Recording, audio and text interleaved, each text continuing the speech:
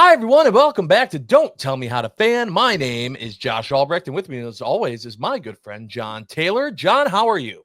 Hey, Giannis is still a buck. I'm feeling A-okay for now. Yeah, every day you can wake up and have that be the case. It's a good day. Yeah. It's a good Well, day. especially because he asked for a trade. Oh, wait. He didn't. No, he didn't. He did not do that. But I do need some clarification from you. The last time we did a podcast, we talked about this. I had said to you, I didn't think that this was in any way, shape, or form up to Giannis. Giannis is under contract. If the Bucks wanted to be pricks, they could be pricks. He's going to be here. And you had said, no, it is pretty much up to Giannis. And then this report comes out from Shams saying that Giannis is open to the idea of potentially playing somewhere else. Yeah. So, for the first time in his career. Don't forget about that fun little nugget. Yes. Like we haven't been hearing this every 4 years once his contract is even close to being done. So anytime the Bucks were eliminated from the postseason, it was Giannis has got to demand a trade. Yeah, it's just the year he finally asked to go. So that being said, we still have never like I don't know. This report from Shams wasn't like I didn't see anything confirmed from Giannis. There's still been no reports. It's like that was it, right? That was the only thing. Giannis is still posting like end of season recaps in like Bucks gear, so it's not even like he's like vaguely hinting. We've seen him. You know, Bobby came out since we spoke last in an interview talking about Giannis, and Giannis like posted on the interview on social media and was just like, "Don't worry about me. What are you doing, Bobby? Are you sticking around or what?" So it's like, yeah, I don't know. It's the initial report that came out on Monday hilariously coincided with the same day the NBA lottery was going on. Oh, yeah, that's interesting. Shams reported a nothing burger of a story to generate eyeballs on the day ESPN was doing the lottery. It's like color me shocked, you know? Yeah, I don't know. I don't hold too much credence to the report. Like for the first time ever, Giannis is open to the possibility that his future might not be in Milwaukee.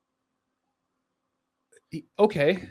I mean, first of all, it's not true. He's had to revisit these at other times, period. Correct. Also, like the way that you just said it, like that doesn't even mean that he's saying that he's contemplating leaving. That makes it seem like he's just, for the first time now, having the idea in his head that he might not finish his career here, meaning that it still might not be up to him.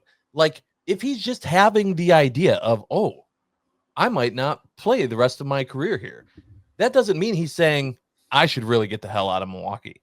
Like those are two very different thoughts. And so I agree with you, but I also love him so much. I just can't help it. I hate all of this. I just hate all of it. Well, I think I can say a couple things that I think might make you feel better. There was a ton of reports afterwards that came out that were like, Giannis has made zero indication that he's coming. Also, this is a league source, and it's like every other team is a league source and wants people to think Giannis wants out of Milwaukee, right? Because it might put some weird pressure, some leverage on the Bucks. Yeah, I love Giannis. I don't want him gone either. All the betting sites still have him remaining in Milwaukee as like a negative 500, which means heavy favorites to remain. The next closest one is like the Warriors, which doesn't really make sense because they can't put a package together. So there's a few things where it's like the only way Giannis is going to get traded is if Giannis wants to leave. And the reason I said that last week, and I feel even more confident now post these reports, is now that the NBA draft lottery has been figured out, and weirdly enough, the Mavs got the number one pick after trading. So 1.8% or something like that. Yeah. Less than 1 in 50% chance. The math odds are hilarious. Anyways, it's smaller than that. Anyways, it's crazy. But I just think when you look at Giannis and what we can get for him, you get everything. The Bucks aren't trading Giannis for AD and a first round pick. Say what you want about Luka. There was concerns about Luka. There are zero concerns about Giannis. You're talking about, in my estimation, the top two best. I mean, at this point, I can't argue Jokic anymore. I think they're 1-1 and they do different things, so you'll never argue. But he's the most dominant player. Like, you hear about how players speak about Giannis so irreverently. Like, somebody asked KD what the package should be for Giannis. Did you see that tweet? No, I did not. KD tweeted in a response to someone, they were like, what would you trade for Giannis? And he said, or what do you get? What do you have to give up to get Giannis? And he said 4 of your 5 starters and all of them picks was his response. Like, that's like the level of play this guy's at. The players are like, yeah, you just give him your entire starting lineup and then every single asset you have. So, there's better podcasts that have dove through this, but it's like the Bucks don't own any of their picks for a while. So I see a lot of so I see a lot of trades be floating around being like, get your picks back. So like, why wouldn't the Hornets work? And it's like, that's the best we can do for Giannis is just getting our picks back. Like, it's not good enough. We need to get picks back. We need to get some of our picks back. We need to get picks from teams that are bad. And so the only 2 teams that I've really seen floated that make a lot of sense to me are specifically, the Spurs make a lot of sense. They have enough salary filler. They have a lot of picks. You'd probably get Castle, their rookie of the year from last year. You get a lot of intriguing picks. You get like 14 this year. So that would make sense. I don't like the trade. Even when I see it, I go like, I still don't feel like this is enough, but I understand it. I've seen pitches for the Rockets, but if it's not Amen Thompson, then it's like, well, I don't care and I don't want anybody else. And so like the salary filler stuff gets less exciting. So I just don't know if there's actually real trades out there that would get you like net you Giannis, unless he says he wants to leave and somehow you just have to like figure it out and make it work. That's why. So that brings up my question. Do you see in any scenario the Bucks trading Giannis for a nothing burger simply because they don't have the stones to make Giannis play unhappy in Milwaukee through his contract? No. Because I think the way the NBA works, it's twofold. The way the NBA works, if a player says they don't want to play for your team, it's basically a death sentence. It's a player league, right? It's not like the NFL where they can kind of force you to hold out. Like, if Giannis wants to go, the Bucks will oblige him, and they'll just do their best to find the best package in return. And your mileage may vary. Your mileage may vary on John Horst and his job as a GM, given the return.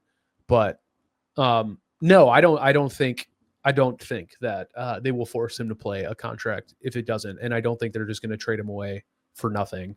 And I definitely don't, like I said, I continue to believe that the Bucks are not interested in moving on from Giannis, even if it could be a good shuffle the decks, rebuild, get a bunch of assets for him right now, because his play hasn't declined. He was healthy this year. Like, he still is your best option. I see so many people being like, well, this team's cooked. And it's like, if they would have got bounced in the first round and Dame was healthy, and you go, well, maybe it does make sense to blow it all up, because if you can't make it work with Dame and Giannis in this roster, then maybe it is time to think about it. But because Dame got hurt, and you might be able to get a medical exemption for him or not. I mean, but the fact of the matter is you can't move him as an asset. Mm-hmm. This is like the only way you could actually convince Giannis to punt on a year. And I've heard people say, well, they got bounced the last 3 first rounds. Isn't that punting? It's like, no, that's underachieving. Like, this year they could legit punt on the year, and he might understand that. He might be able to play point Giannis. They might be able to do a bunch of roster shakeups and change things up. But this is the first year where it's like, hey, we can't be competitive your entire time here in Milwaukee. And for the first time, it's outside of the organization's control. Like, we just have a player who's going to be recovering from an Achilles injury for all season. Right. There's no way around it. So, and I still just think he wants to be here. I think he's loyal. I believe those reports. I mean, so that was the one thing. Sorry to cut you off. That was the one thing that I was going to get to, is that the big difference that we've said for literally years about Giannis is that he is different. He's not like all of these other NBA superstars or athletes in general, right? Like, that was always the thing that made him different, was that just the type of person he was, the way that he held himself, the things that he'd say in post-game pressers. Like, he was different than everyone else. He stayed true to what he said, and what he said was different than what everyone else said. If he did request a trade, if he did, go down that path, it's really changing the entire, not just in Milwaukee, but in my opinion, like any fan of basketball is looking at him differently, because this is what you've toted your entire career, is that you're not that type of player. And now when your team for the first time ever is in a situation where, like you said, they might have to say, like, our hands are kind of tied here, Giannis, you say you want out, like that is going to hurt his overall character. You know what I mean? And so for more than just not wanting to lose him in Milwaukee, I really hope that's not the way it goes down. Yeah. Because I've come to terms with the fact that it is very, very unlikely that Giannis plays his entire career in Milwaukee. It's just so difficult for a player to do that in professional sports. But I don't want it to be for that reason. If he finishes out his contract here and then goes like, Milwaukee, thank you so much, but I'm going to try something else. You know, we only get one shot at this life, and I just want to see what it would be like.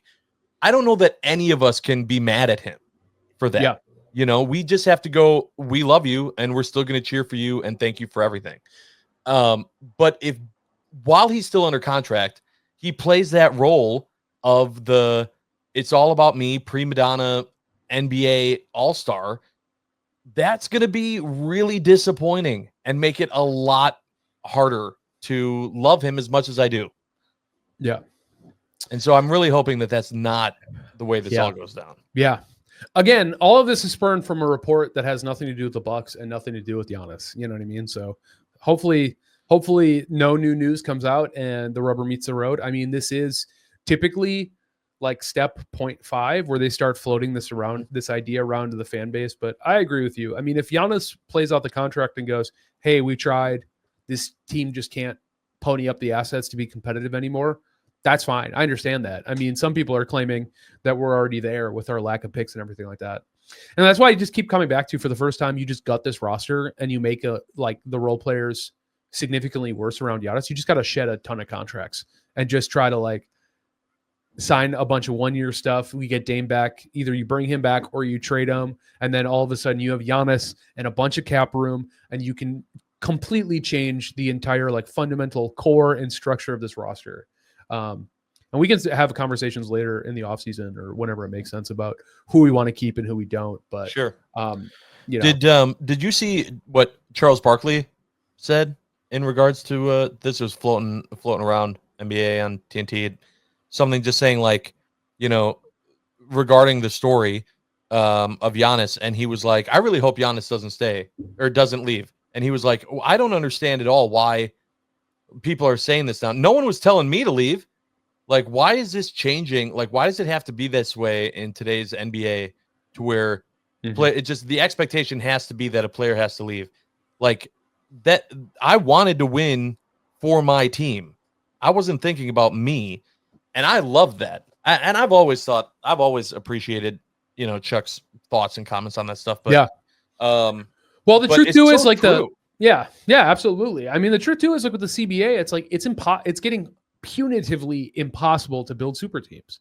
So, and there's a huge discourse right now, and it's bearing out in the playoffs where teams that are top heavy are getting punished by teams that can just run you off the floor from 1 through 7. Like the Pacers, say what you want about them, they might not have a superstar, but Halliburton is a star. Pascal Siakam is good enough. You get a bunch of guys around them on some good contracts, worthy, you know what I mean? If all your money's tied up into Giannis and Dame, you get a roster that, is better, because right now it's run and gun and it's taking and it's just picking on the weakest link. So the Bucks need to shed, and they need to raise the floor of their team more than we need to worry about bringing in a new superstar.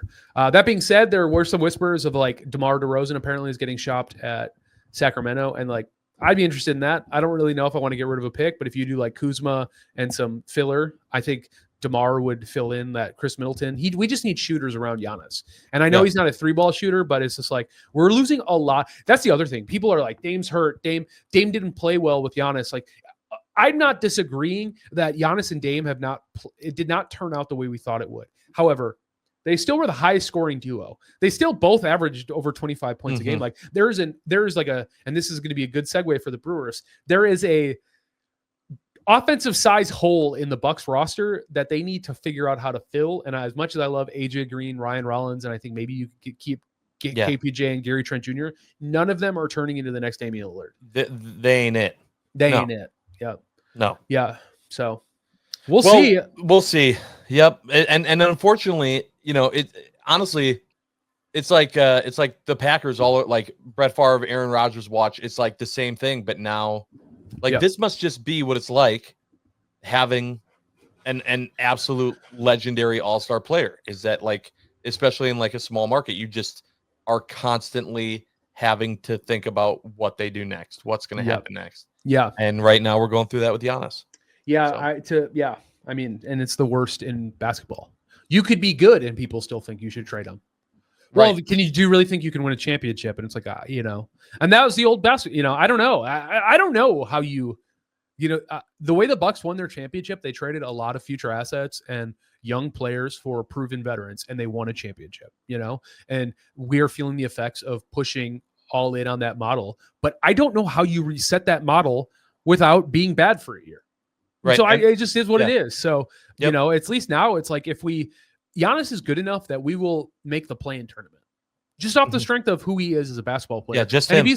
If he's okay with that next year, it's like, well, then maybe that gives us a little breathing room. But, I don't really know. Horst got extended. They clearly like him. It sounds like Doc's not going anywhere for I hate that. reasons. I don't love it. I definitely don't. But with the Dame injury, it's going to force them to hopefully trot out more lineups. This is where Horst, I was talking about this in a Discord today, a sports Discord. Like, this is the first year where if the roster doesn't fundamentally change, we shipped out Chris, Brooke is a free agent, Pat is probably going to opt in, but Kuzma has a tradable salary, and it's like, I don't really want to attach assets, but like, this is the first year you can really move all of these pieces that clearly are no longer working alongside Giannis anymore. And it sucks. I love Brooke, but Brooke can't start for us anymore. And I don't know if he's going to sign a reasonable contract to come off the bench when centers aren't needed in this league. There are a ton of teams that would love to have Brooke Lopez. So the roster just needs to look fundamentally different, because it's starting to feel like we're banging our head into a concrete wall. This is like the 5th or 6th time that's happened. So yeah, it's just too much. Yeah. Speaking of banging our heads against the wall, the Milwaukee Brewers. Okay, let's talk about the Brew Crew here. So the last time we talked about the Brewers, it was my thought on it, at least, was everyone is really worried about this team as if it is September, and it is not September. So let's all calm down. They need to have something go right. I'm not saying that it needs to be, like everything has to turn around right now or the whole season's over, but it's just, they're fine. They're just, the luck is awful, and they're not making it up with just pure amazing play. And so, the injuries are not going away. We're still finding these problems. Quintana went down, and they had to bring back up Tobias Myers after they sent him down. Yeah. And Logan Henderson got recalled, like 2 days ago, and pitched today, and he pitched well. God love him, but man. Yeah. And more important than anything, they're losing. They're losing series. and that was the big thing. You're not going to win every game, but if you can win the series, that's always the key, the goal, to stay competitive in the division. And they're not doing it. And it's one game, it's one reason, the next game it's the other. It could be pitching and then hitting and then hitting and then pitching. It's just something's got to give. On one side or the other, and I don't know exactly what that is, but something's got to happen soon. Yeah, absolutely. I mean, I think about just the fact that we're 4.5 games outside the Cubs. The last time we spoke, it was only 3. That felt like striking distance. What I don't think anybody had on their bingo card was the Cardinals are 23-20, 3 games above 500 on a year. They said they're shrinking their cap down. They're actively trying to operate more like the Milwaukee Brewers. So I think there's a lot going wrong with the Brewers right now. And I think first and foremost, it's not only did you not find a suitable replacement, wink, wink, nudge, nudge to the Damian Lillard comment earlier, to Willie Adames' offensive production. We are seeing big steps back from everybody up and down the roster that isn't playing first base, hilariously enough. Rhys Hoskins and Jake Bauers are like the only people who are producing for this club right now. Of course they are. Yeah, right. Exactly. Today, Rhys Hoskins was the first person to get on base 5 times without making it out for the Brewers since 1983. Yeah, 5 times without making it out, hit a home run and drive in 5 runs in the same game. He's literally the only person getting on base for us right now. Jackson Chourio is sophomore slumping something fierce. Joey Ortiz playing terribly. The whole left side of the infield is terrible. That's something we all agreed last week, and it's spread into the outfield because Yelich, I'm starting to wonder if just Yelich can't be that guy anymore. And we always blamed it on the injury, but I was really hoping the back surgery finally happening and him being able to fully recover would make something look different. And it's looking worse, not better. And I'm just wondering if he's just like, he's on the other side of, 30 now. And that is very challenging post back surgery. So it's interesting. I think that's the big thing they need to get. They need hitting. The pitching has been fine. It truly has. For who they're trotting out as pitchers, it's been fine. Period. Yes. Like, for who you know, it's like, it's because the difference is we would win 1-0 games because our starting pitchers, the rotation used to be incredible. Mm-hmm. We were looking at Peralta and other guys in the 4 and 5 slot and be like, these are 1 and 2s. I don't know about aces, but like, you know what I mean? And it's just not that anymore. And then we don't get anybody, and the margin of error is so razor thin that Murph is just pulling guys after 2 innings. He's sitting guys for stupid mistakes. Like Jackson Chourio is just turned 21. It's his second year in the major leagues. Like, he's going to have goofs, but boy, did he really screw over Freddie Peralta by driving to that ball so terribly in the outfield. Completely lost the game for him. One play completely blew the game wide open for the Guardians. And it's like, that kind of stuff just can't happen, especially when you don't do anything to get better in different areas. You're just leaning into the things that you could recreate well. I don't know. I want to have more positive things to say, but it's like, they need to figure it out. And this is the second player, like, closed door meeting. Like, to your point, it's not even June yet, and they're having these many meetings. I'm watching Murph on the sidelines.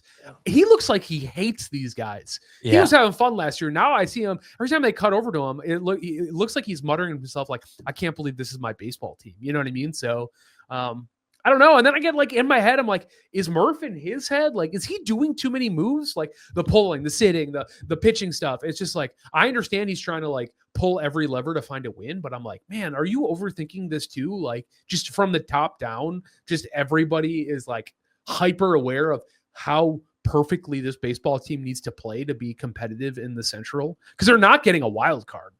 No, they're not. You got to win the division. Well, we say that now, like, I still don't know, but it's the big issue, and you kind of pointed it out, is just that you can't, like, it takes time throughout the whole season. You have ebbs and flows, and you usually have time to figure things out, right? But you usually don't have these many people trying to figure things out, right? Yep. If you had, like, if it was just Chourio, right? It's just like everyone else is hitting fine, but man, Churio's in a slump, right? Like, we went through that with Yelich last year. It seems like every year for, like, the last 3 or 4. It's been to where, Yelich would just be awful, and then he'd have, like, a really good streak, and we'd be like, okay, Yelich figured it out. But we were never talking about all the other pieces around him because they were doing good enough. Yeah. Right. This is like up and like you said, like, unless you're playing first base, like, too many people are struggling at one time right now to figure it out. And I can understand from Murph's perspective why that would be super frustrating. Like, you're trying to focus in on one person, one piece of the puzzle to try to fix, to kind of get things back. And then something else falls apart. And you're like, Jesus Christ, I need something to hold together here when I try to fix this team. So, but I do also think that, I've always been, as a sports fan, very much into the vibe. What's the vibe of the team? What's the energy that the team's giving off? And last year, it really felt like maybe everyone was so young that they didn't know any better. And so that energy just fed off to the people that had been here. And the team was just doing things like we were all surprised that the team was playing as well as they did last year. But I wonder if that was just because they didn't know any better. And now, because they played that well, now they're like setting expectations, which so are we, right? We saw what you could do. Now we want you to improve on that. And everyone's just regressing. Yeah. And that's just too much to happen at one time. But it's May 14th. Like, you can't do anything drastic about it. You're not gonna like try to trade. Like, we're not talking trades, at this point, right? You're not thinking that. I mean, they got to do something. I mean, I don't think it's like, I'm not saying like they need to make a trade in the next week or two, but this can't be the roster post trade deadline. I think the longer they wait to make a move, the longer they're just dangling L's. Who are they trading? They're not going to trade away like the young pieces. There's some, yeah. In their I mean, second I'd year? have to look into it, but no, I don't think it'd be anybody in the big leagues. I think it would be all prospects. The types of moves they can make and contracts they'd even be willing to absorb are all going to be on the margins anyway. So I really think like you're talking about minor league prospect guys, but because I don't want to like pivot too hard from the trade talk. I think they need to do something. I'd be very curious. I think like Capra's bad. He's bad. They have Monasterio back up. He's not good enough. Durbin's fine, but he probably needs to actually be your backup to whoever can actually play third base. But I don't know. It's so early in the season. It's hard to really know. It's crazy. What kind of teams would be willing to sell at this point. And then if you're trying to like get something early, you're probably offering more than you want anyways. But I always thought when it came to trades in baseball that I hated the idea of trading prospects unless you were already cooking, right? Like, to me, especially being a small market team, if you're trading away some people from the farm system, you're doing that because your roster is hot right now. But if you could add one more piece, then look out. Now you're making a legit playoff push, right? And we've seen the Brewers do that before, where it's like, obviously CC being the biggest, but like we've seen that to where it's all right, this team is legit, can be a contender, but now you're trading away the future for your chance right now. As this team sits right now, don't trade away prospects to do what? To still finish third in the division? That makes no sense to me. I'd rather have you give some of those guys in the farm system a chance. See what you have. Instead of trading it away. I do not like the idea of trading away prospects when you're middle of the road and trying to figure something out. Yeah. I guess my only counter to that would be obviously the offense is slumping and they need to address, it's got to be third base, right? It's the only thing that makes sense to trade for. And I think you tried your hardest not to. And so if you give up prospects for third base, that's an answer. And you never know. It's just like production on that side of the plate from any of them might be helpful. I see you shaking your head. I get it. But the pitching is only getting stronger and they've been fine. Like Priester had one really bad game and the rest have been fine. He's like today, he only gave up 2 earned runs, like 5 innings, 7 strikeouts, or this was Logan Henderson. My apologies. But these guys, these back of the roster guys getting called up, called down. That's perfectly good, and I think if you get Savali back, you get Woodruff back, you get maybe Bob Gasser back. You know what I mean? You get just like more guys that make the pitching more. I don't know how much offense needs to be upticked if the pitching gets better. But right now we desperately needed our offense to carry this like insane injury like list stint, and they haven't. And so now both feel exceptionally bad. And like I said, it's just like the pitching actually hasn't been that terrible. So that's like the really uber frustrating part for me, but I don't know. It's early. They got to win series. They got to figure it out. I don't know how the hitting gets fixed. Like Jackson Chourio is still swinging on every first pitch. He's like taking some really gnarly cuts that I don't love. I mean, Contreras is dealing with a broken finger. Like he's going to be DHing a ton probably, or that's probably the move. I mean, I think like Contreras and Yelly going back-to-back yard on Sunday was the first time they had done that in like over 10 days or something. Like, don't quote me on that, but it's been like a really long time that they've been able to put up runs in any sort of like consecutive fashion. Like they're just playing terribly on the offensive side, period. Yeah. I agree that something has to be done. I'm not sure that I'm ready to throw trade talk in there. I don't see it right now. But I'm also saying that because like J.R. Radcliffe, Kurt Hogue, like the beat writers are like reporting that they would be very surprised if this is what the Brewers roster looks like before the trade. Like they think a trade is imminent. Like I think they think Matt Arnold is not happy with the way it looks. And of course they wouldn't be. But right. Yeah. Right. So that's what I mean. I don't think anybody is like speculating. I think the Brewers are looking at options because they need to, and it might feel early, but it is what it is. And these guys see these players a lot more than we do. You see like these prospect lists. I can't believe they got rid of this guy, but I think Kurt Hogue was reporting people from inside the organization were like, Yofuri Rodriguez was not going to be on this club. He was not going to make the majors within the next 2 or 3 years. So for them, it made perfect sense to trade him for a guy who could start in the major. So it's like we just never know. In the same way with the draft, like they have so much more intimate knowledge of what they're looking for, what kind of production they want to see, what kind of training they can take or handle. And it's like, obviously in baseball, there's a ton of analytics. Like nothing gets done that isn't tracked. So as a fan, you can get some more access to this stuff. But at the end of the day, like you're not there. You don't see it. You don't see all the intangibles, especially like what a lot of minor leaguers need to have. So we'll see. Yeah. It's not great, but they won today. Yay! Lost the series, but they won the game, Yeah. So yeah. Won the battle, lost the war. Woo. Yeah, there definitely needs to be some changes. All right.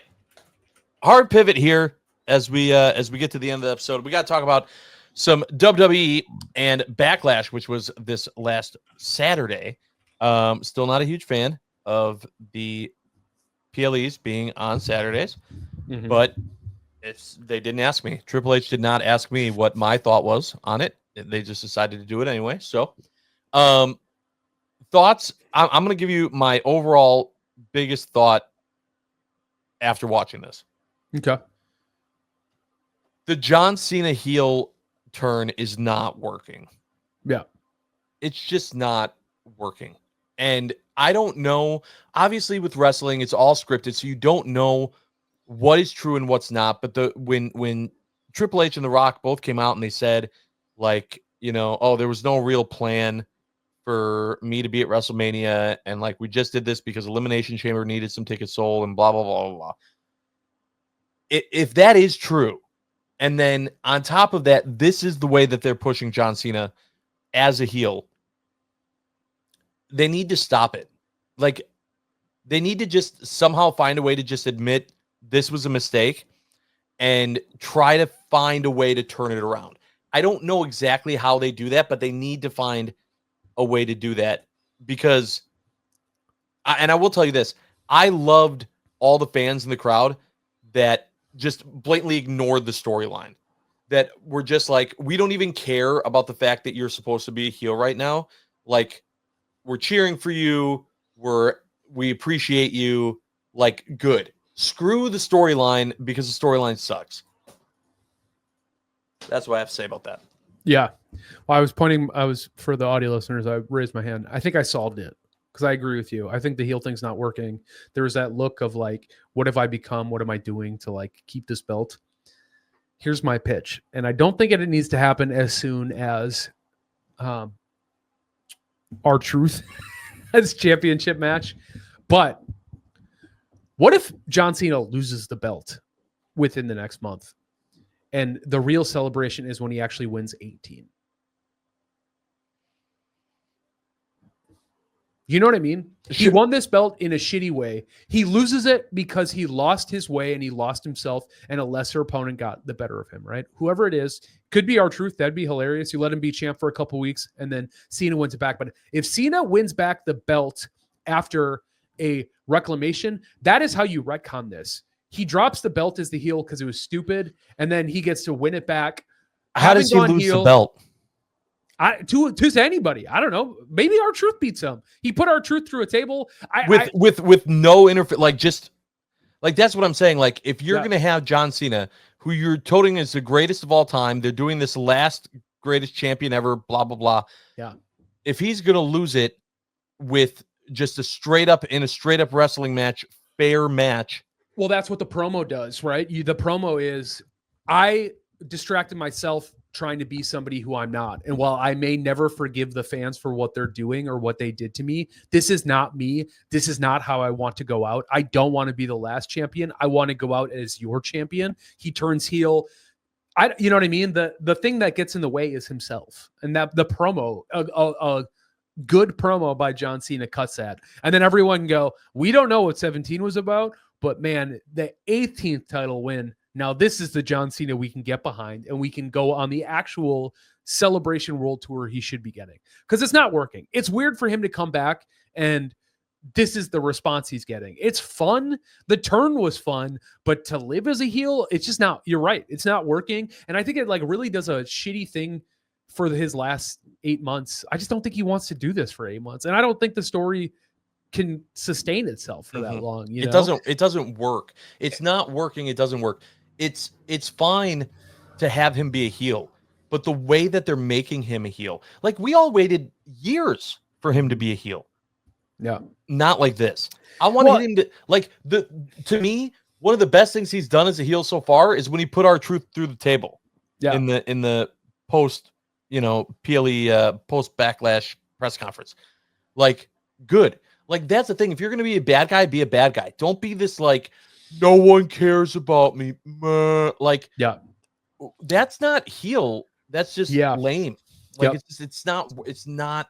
Yeah, he needed to become the corporate heel or the corporate champ. And when Rock pulled the rug out from that whole thing and then kind of exposed it, then it's just like, so now you're just crying. Now you're just a crybaby, and that's the heel tactic. It just sucks. So I don't care if it's R-Truth. I don't care. I just think he needs to lose it and forget 17 never happened. And he goes on tour as your 18-time world champion. It also gives like a little buffer in front of Ric Flair. And, I don't think Randy Orton would have ever caught it, but it doesn't like weirdly stifle Randy's rest of his career. It's just like, there's a lot of things where I'm like, have him lose it. Have him find himself, have him win it. Because the other truth too is like, as much as we've always wanted to see John Cena heel, I think wrestling right now, it's not really face or heel. It's like, who do we like more? And I think John Cena's character was more likable. And I think like this heel turn would have made more sense if he had been working consistently for like the last 2 years. But for him to come back and be like, you guys have always hated me. It's like, yeah, but you barely wrestle now. So who cares about their opinions? Like sometimes I don't know if the ends justify the means. So there's a lot that I've been thinking about, but that's what I'd say. I know we're coming up, I guess, on time. Not my favorite card, really chalk. Nobody lost nobody lost that I thought was going to lose. Everybody who you think would win.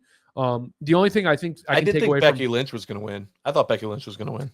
I hope she was. I hoped she would, but ultimately they just want to use her to get Lyra over.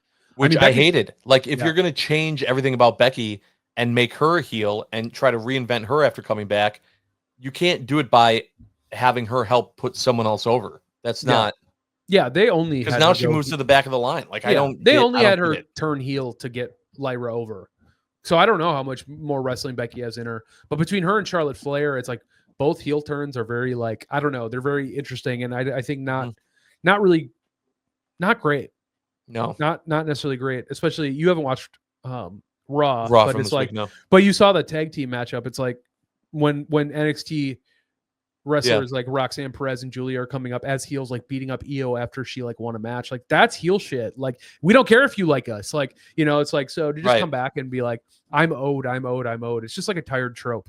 And I think it's like really easy to do with these like wrestlers who don't wrestle all the time. So the only thing I will say about Backlash that I loved was, man, Dominic Mysterio is so over. He's the only person you could watch cheat the entire time, and the minute he does his stupid like little wimpy flex, I'm like, he's so sick. He gets it. He gets what he's so over. Embodying a heel is supposed to look like, and it's why he's so over right now. So that was my match of the night. I agree. The El Grande Americano interference is like interesting. I mean, it just continues to help propel this idea of like Dom's going to keep winning through not his own merit, and it's just going to put him on a rocket ship, because eventually he will win a match that he wasn't supposed to win off of that, and he'll turn face, and then he's going to be main eventing WrestleMania in the next like 2 years. Like, the dude is like so over, it's crazy. He's doing really well right now. I wanted to quickly get your opinion before we finish on the Gunther and Pat McAfee match, because that was my least favorite of everything. And I thought going into it, it had the most potential. I wanted it to be like a little bit more athletic of a version of when Jerry the King Lawler was facing Taz. I brought this up in the last podcast. And then, JR got involved and he smashed Taz over the head with like a glass jar. I mean, you saw Michael Cole get in the ring. I was like, okay, like Michael Cole's going to go out. He's going to distract him. Something's going to happen. And it was like, something, and then it did nothing. It was just more of like, neither of you should be here. And so like that just happened enough until it was over. And it ended with nothing. Like it ended the way it started with nothing was accomplished. The storyline goes nowhere. The storyline didn't need to exist. Mm-hmm. Hated it. Yeah.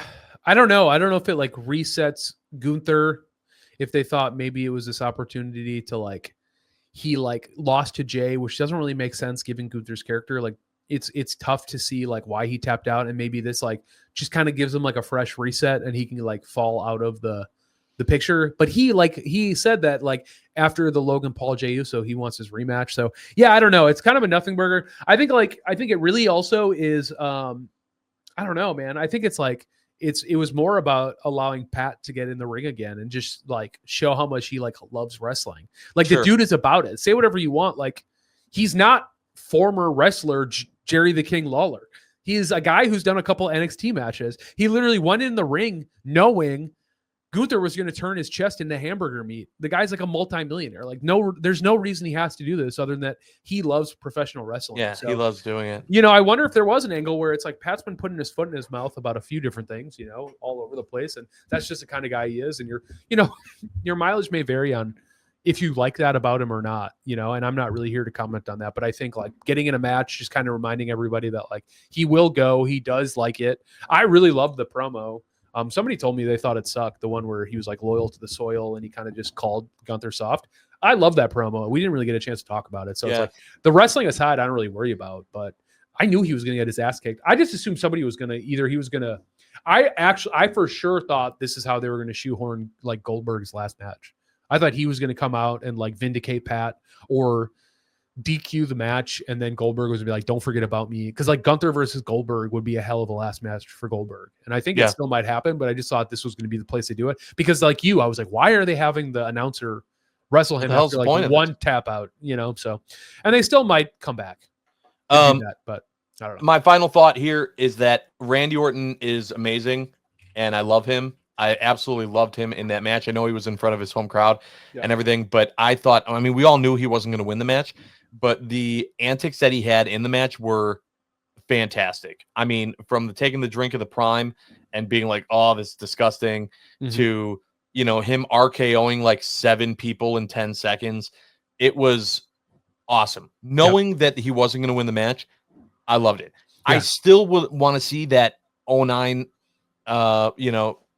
Randy Orton return of just the psychotic. I think that would just do so much for him and the WWE. But at this point, I don't want him to do that until he has a legit championship opportunity. And that wasn't going to happen against John Cena anyway. So I'm glad they didn't burn it here. And when they do bring it back, I hope it's so that he can win his 15th.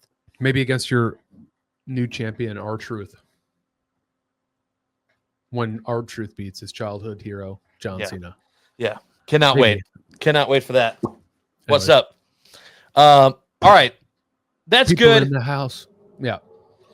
Thank you, John. I appreciate it. Thank you, everyone, for watching this week's Don't Tell Me How to Fan. We're gonna hope that the next time we talk, nothing has changed with Giannis. He is still Giannis and in Milwaukee. Hopefully the Brewers have figured some things out, and hopefully the WWE creative has figured some things out as well, because we would all appreciate that. Thank you. Appreciate you. Tune in next time, because we are not done yet. LA Knight. Yeah.